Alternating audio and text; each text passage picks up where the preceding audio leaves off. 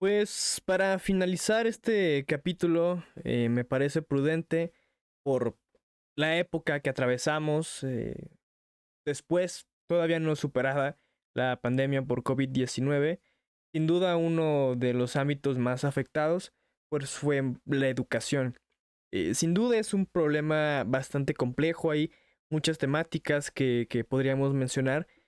Me gustaría que mencionáramos algunas, al menos de momento. Una, por ejemplo, de las que a mí más me parece curiosa, me llama la atención, me parece urgente, es justamente la cuestión que ya mencionas un poco con Chomsky sobre las tecnologías. A mí me parece que la pandemia vino a traer evidente que no estamos como humanidad al tanto o al día de los avances tecnológicos que tenemos. Pareciera que nos han superado. Pareciera que no sabemos usarlas. Mm, Antes a la pandemia ya existían plataformas donde podías hacer cursos online. Existen, por ejemplo, telesecundarias, son muy comunes, bachilleratos técnicos incluso. Pero ¿qué tanto realmente comprendemos y sabemos usar la tecnología? Una vez que se nos mandó a aislamiento, la vía para seguir con los estudios fue la tecnología.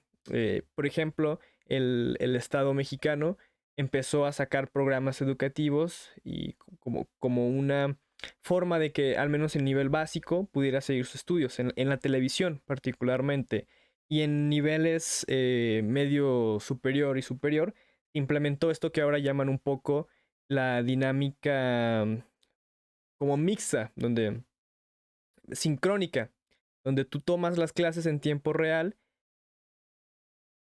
y tienes el trabajo en línea, ¿no? Que es muy diferente a cuando se trabaja totalmente en línea porque eso es solamente algún tipo de asesoramiento.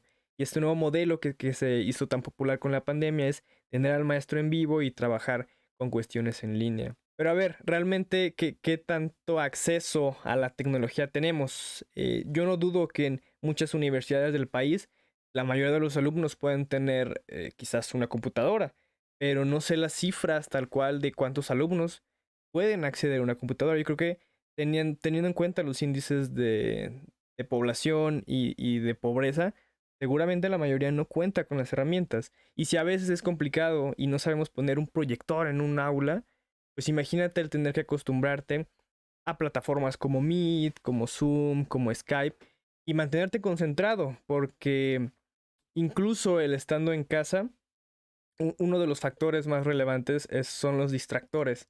Es muy fácil que se estén haciendo otras actividades en casa y no puedes concentrarte. Está la cuestión del internet que fallaba muchísimo. Entonces todo ese proceso de adaptación a las tecnologías creo que puso en evidencia que no estamos tan preparados, aunque nos consideremos una sociedad informática. Es mucho lo que todavía tenemos que aprender para estar al día en cuanto a las tecnologías que tenemos.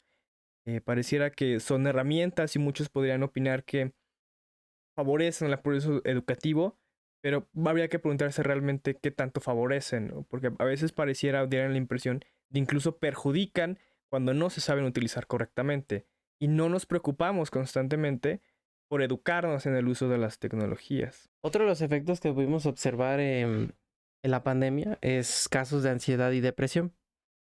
Incluso el mismo gobierno de México, con el subsecretario Gatel, buscaba, más bien brindaban programas para apoyo psicológico, virtual también, para personas que habían presentado dichos cuadros, ¿no?, de ansiedad o depresión. Yo lo relaciono a precisamente las deficiencias que se tenían en el sistema educativo, porque para empezar, como ya mencionaba Cacho, no todas las personas tenemos los medios digitales, no conocíamos cómo se podían usar estos medios digitales, al menos no todas las personas, y eso pudo haber generado ciertos grados de ansiedad o incluso el que ya se nos ponía una hora muy fija en la entrega de tareas, en la entrega de proyectos, inclusive que ya transgredía el tiempo. Ya no solo te podían encargar una tarea de lunes a viernes, que cuando tú vas, si al maestro se le olvidaba dejarte la tarea, pues ya no había tarea. Pero ahora pues te podía mandar un correo fuera del horario escolar y entonces a lo mejor muchos no se enteraban, porque no todos tenemos datos, no todos tenemos acceso a internet, igual a los medios digitales, y pues resulta que no entregabas la tarea o que ya estabas una hora antes entregando antes de que se cerrara la plataforma. Entonces esos casos podrían generar algo de estrés.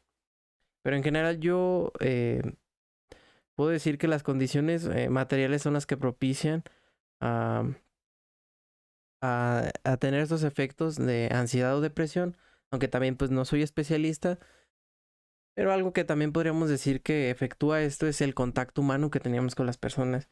Cuando tú ibas a clases, pues ok, la materia podría llegarte a estresar, pero pues terminando en el receso tú platicas con tu compañero, debatían sobre el tema o incluso podrían estar haciendo otras cosas que no tenían nada que ver, pero la intención es que tenías contacto humano, incluso con el docente, y podrías despejar tus dudas de un modo más humano. Ahora sí, ya no hay un medio que te limita a tener un contacto más directo con la persona. Otra de las cosas que traen como consecuencia o trajo como consecuencia también esto de las clases en línea, clases virtuales, fue la deserción entre la población estudiantil, ya que pues la mayoría de las personas que terminaron saliendo de la educación o de su formación educativa, pues era por cuestiones materiales. Por eso que a veces las condiciones materiales determinan fuertemente el actuar de la gente y también de su pensamiento.